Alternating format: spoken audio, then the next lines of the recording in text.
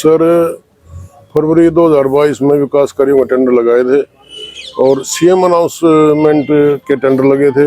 विधिवत रूप से सभी डीसी अप्रूवल जो भी मतलब इनकी वो होती है सारी वेरीफाई करके टेंडर लगे।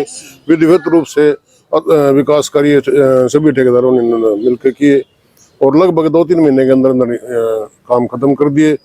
लगभग जुलाई 2022 से लगभग सभी के काम पूरे हो चुके हैं और 3 करोड़ 64 लाख में से लगभग 1.5 करोड़ की अदायगी की जा चुकी है।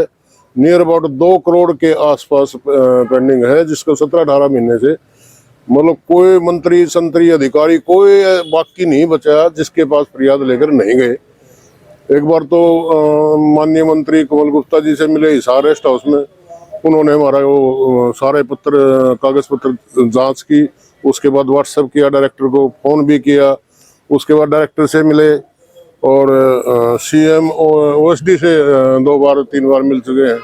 माननीय रमेश कौशिक जी से हम 2 बार मिल चुके हैं, उन्होंने भी फोन किया डायरेक्टर को। माननीय हमारी अध्यक्षा हैं जो क्या नाम, तो 18 महीने से सुनवाई नहीं हो रही, कोई सुनवाई कहीं से भी नहीं जी। चेयरपर्सन ने भी प्रयास किया, पत्र व्यवहार भी किया, वही इनकी अदायगी की जाए। कदम क्या रहेगा? अब तो दुखी हो गया जी, मतलब हफ्ते का टाइम देते हैं मुख्यमंत्री जी को, सरकार को, भाई हमारी पेमेंट हो जाए, नहीं तो मजबूरन हमने सरकार के खिलाफ धरना प्रदर्शन नारेबाजी करनी पड़ेगी। हमारी लगभग 2 करोड़ रुपए की पेमेंट पेंडिंग है। नगर परिषद गोहाना में हमने फरवरी 2022 में टेंडर लिए थे यहाँ पे और फरवरी 2022 में डायरेक्टर DULB के 3 यहाँ से सैंक्शन आए थे 3 करोड़ 64 लाख रुपए। तो हमने लगभग जून में हमने सभी काम खत्म कर दिए थे, काम पूर्ण हो चुके थे, हमारे बिल बन चुके हैं। सिर्फ उनकी लगभग 1 करोड़ 64 लाख रुपए की पेमेंट नगर परिषद गोहाना ने कर दी थी।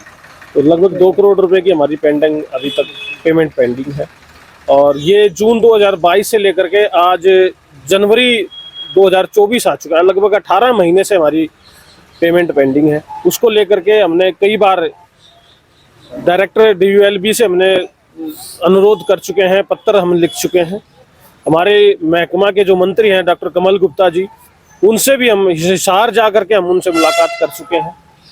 उनको भी हमने अपना ज्ञापन दिया था कि जी हमारी पेमेंट करवाई जाए। उन्होंने भी डायरेक्टर साहब को फ़ोन किया और व्हाट्सएप पे उनको मैसेज किया कि भाई इसकी पेमेंट की जाए। उन्होंने कहा कि बहुत जल्दी आपकी पेमेंट हो जाएगी, किंतु कोई हमारी पेमेंट नहीं हुई।